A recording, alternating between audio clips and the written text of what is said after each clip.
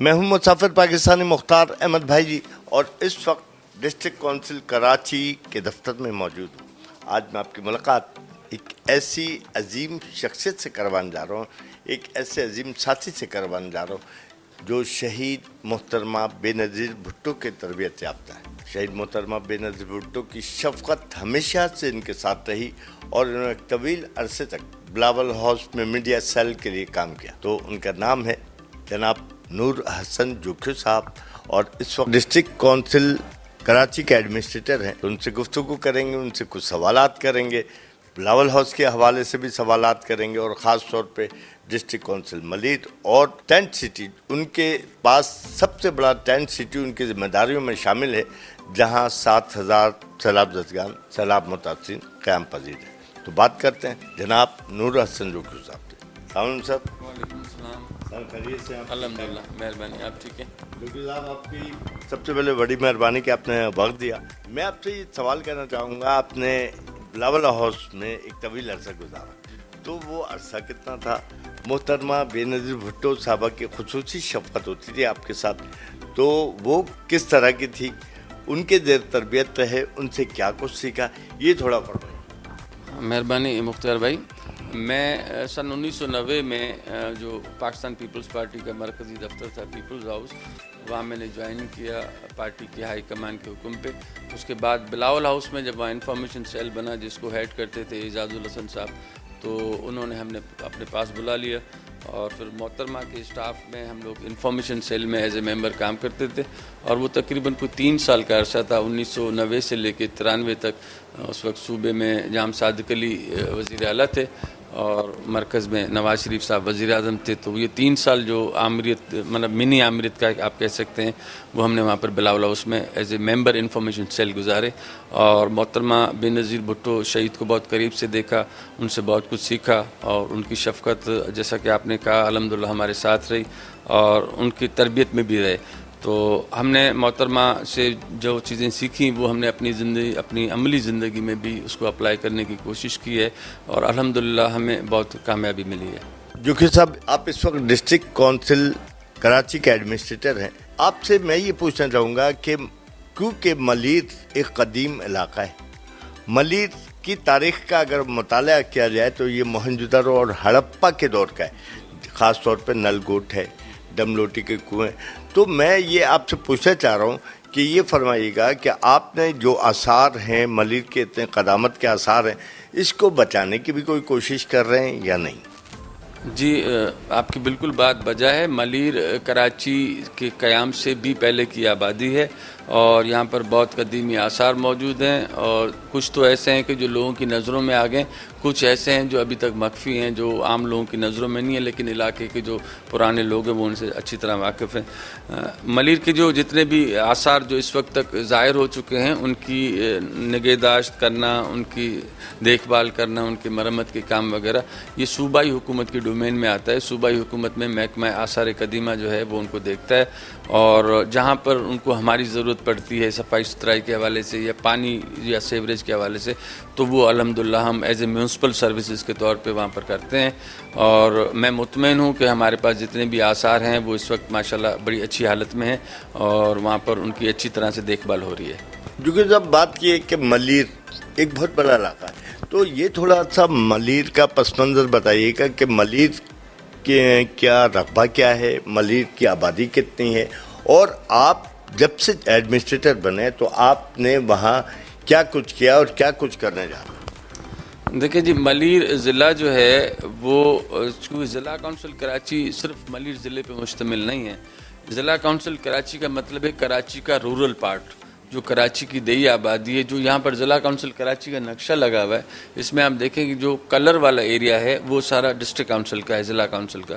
اس میں منگو پیر کے پہاڑوں سے لے کر ابراہیم حیدری کی ساحلی پٹی تک یہ پورا علاقہ ضلع کونسل کراچی کہلاتا ہے، اور یہاں پر ہزاروں کی تعداد میں آبادیاں ہیں جن کو ہم گوٹھ کہتے ہیں، اور اب کچھ آبادیاں جو ہیں وہ کچی آبادیاں بھی وہاں بن گئی ہیں۔ تو بہت بڑے مسائل ہیں مجھے تقریباً 12-13 مہینے ہو گئے یہاں پر. میں نے اپنی کوشش کی, جو یہاں کے اسٹیک ہولڈر ہیں, جو مقامی لوگ ہیں, ان کی مدد سے, ان کی مشاورت سے ہم نے جو بنیادی مسئلہ ہے یہاں کا پانی کا, اس کو حل کرنے کی کوشش کی ہے. اور گو کہ ہم پورا نہیں کر پائے ہیں, لیکن الحمدللہ میں یہ دعوے کے ساتھ کہہ سکتا ہوں کہ میرے آنے کے بعد ہماری جو آبادی ہے ضلع کونسل کراچی کی, وہاں پر پینے کے پانی کا مسئلہ اتنا بڑا ہے نہیں, اور ہم ابھی تک بھی اس پہ کام کر رہے ہیں.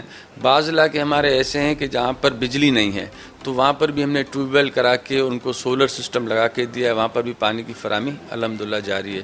اور بہت سارے مسائل ہیں, لیکن ہم اس کو اس انداز میں دیکھ رہے ہیں کہ جس طریقے سے لوگوں کے مسئلے حل ہوں, اور ہمارے پاس چونکہ وسائل بڑے محدود ہیں, اس کے باوجود بھی ہماری کوشش ہے کہ ہم اپنے مقامی لوگوں کو زیادہ سے زیادہ سہولت جو ہے وہ فراہم کر سکیں. سر, شہر کراچی ایک دور میں یہاں زراعت بہت ہوتی تھی اور یہاں بے شمار گوٹ ہوا کرتے تھے.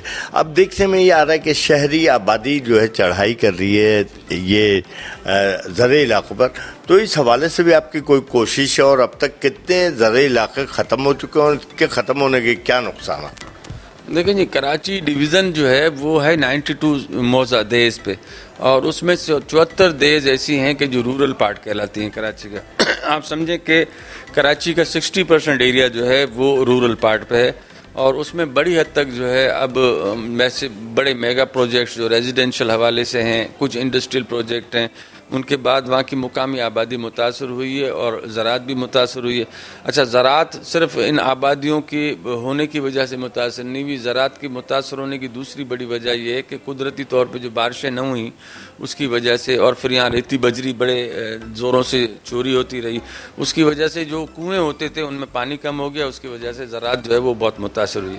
تو اب ملیر ضلع جو ہے وہ ملیر ضلع نہیں ہے جو کسی زمانے میں ہوتا تھا کہ جہاں سے کراچی کو تازہ پھل فروٹ اور سبزیاں فراہم کی جاتی تھی. لیکن ابھی بھی آپ یوں سمجھیں کہ 50% ایریا ایسا ہے کہ جو قابل کاشت ہے, جہاں پر کاشتکاری ہو رہی ہے, اور وہاں سے جو ہے نا وہ کراچی کے مختلف علاقوں کو سبزی اور فروٹ وغیرہ جو وہ فراہم ہو رہے ہیں. سر, شہر کراچی جہاں 19 میل تک انگریزوں نے ڈملوٹی کنویں سے لوگوں کو پانی دیا, اور آج وہ ڈملوٹی کنویں میرے خیال سے ان کی تعداد 11 ہے, اب وہ بند ہو چکے ہیں, تو اس کی بحالی کے لیے بھی سنا ہے کہ کوئی اسکیم تیار کی گئی اور آپ لوگ کچھ کر رہے ہیں, تو ایسا کچھ ہے؟ جی, میرے علم میں ایسی کوئی اسکیم ابھی تک تو آئی نہیں ہے, لیکن البتہ ورلڈ بینک نے ایک اسٹڈی کی تھی, اور واٹر بورڈ کا جو پروجیکٹ ہے اس کے تھرو شاید ان کنوؤں کو بحال کرنے کے لیے کوشش کی جا رہی ہے, اور اس پہ کہاں تک کام ہوا ہے کہاں تک نہیں اس کے بارے میں مجھے کوئی ایسا خاص علم نہیں, لیکن ہم نے سنا ہے کہ اس کے لیے کام ہو رہا ہے. جو کہ سب سیلاب متاثرین سندھ میں بڑی تعداد میں ہے, کراچی میں بھی جو ہے بے شمار, اور ٹینٹ سٹی جو کہ ملیر میں جس کا میں وزٹ بھی کر چکا ہوں, وہ سب سے بڑا سیلاب متاثرین کا کیمپ کہلاتا ہے.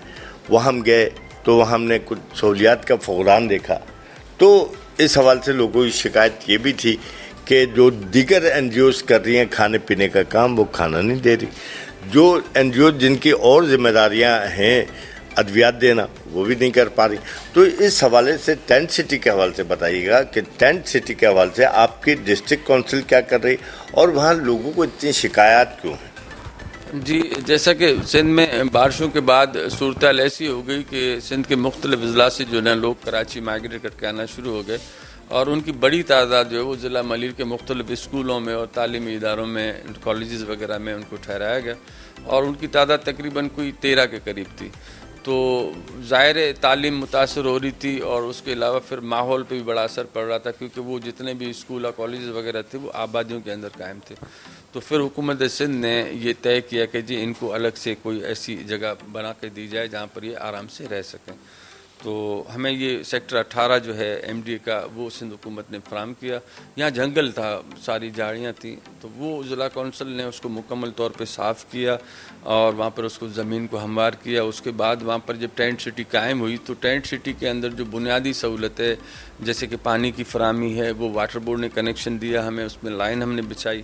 وہاں پر واش رومز کی تعمیر 50 تقریباً اوپر واش روم, جس میں 25 کے قریب لیڈیز کے لیے تھے اور جینٹس کے لیے الگ بنوائے. اس کے علاوہ 2-3 ٹینکس وہاں بنائے جہاں پانی اسٹوریج کرنا تھا.